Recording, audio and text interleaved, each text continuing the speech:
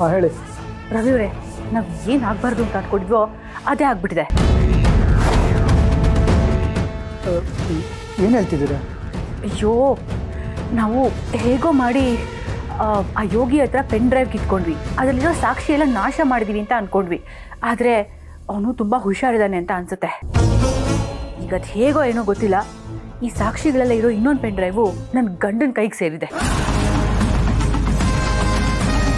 ಅಂದರೆ ಅದರ ಅರ್ಥ ಆಕ್ಸಿಡೆಂಟ್ ಮಾಡಿರೋದು ನೀವೇ ಅನ್ನೋ ಸಾಕ್ಷಿ ನನ್ನ ಗಂಡನ ಕೈಯಲ್ಲಿದೆ.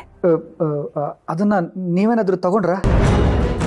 ಇಲ್ಲ ರೀ, ನನ್ನ ಗಂಡ ದಡ್ಡನೇ ಇರ್ಬೋದು, ಆದರೆ ಮನೆಯವರು ಅಂತ ಬಂದಾಗ ಅವ್ರ ತಲೆ ಸ್ವಲ್ಪ ಬೇರೆ ಥರನೇ ಓಡುತ್ತೆ. ನಾನು ಆ ಪೆನ್ ಡ್ರೈವ್ ಎಲ್ಲಿದೆ ಅಂತ ಕೇಳಿದೆ. ಅದಕ್ಕೆ ಅವರು ಅದು ಭಾವನಾ ಹತ್ರ ಇದೆ ಅಂತ ಅಂದರು. ಅದು ಇಂಥ ಒಳ್ಳೆ ಸಾಕ್ಷಿ ಸಿಕ್ಕಿದೆ ಅಂತ ಹೇಳ್ತಾ ಇದ್ದೀರಾ? ನನಗೂ ತೋರಿಸಿ ಅದ್ರಲ್ಲಿ ಏನಿದೆ, ನಾನು ನೋಡ್ತೀನಿ.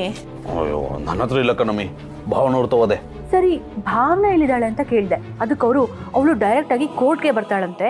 ಎಲ್ಲಿದ್ದಾಳೆ ಅನ್ನೋದು ನನಗೂ ಗೊತ್ತಿಲ್ಲ ಅಂತ ಹೇಳ್ತಾ ಇದ್ದಾರೆ. ಹಾಗಾದರೆ ಈ ಭಾವನ ಎಲ್ಲಿಂದ ಹುಡ್ಕೋದು?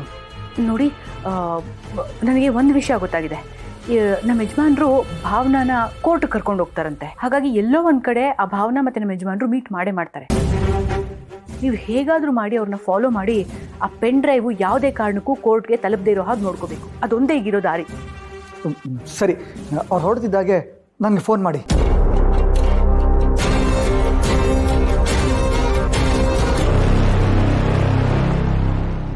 ಏನ್ರಿ, ಕೋರ್ಟ್ಗೆ ಹೊರಟ್ರಾ?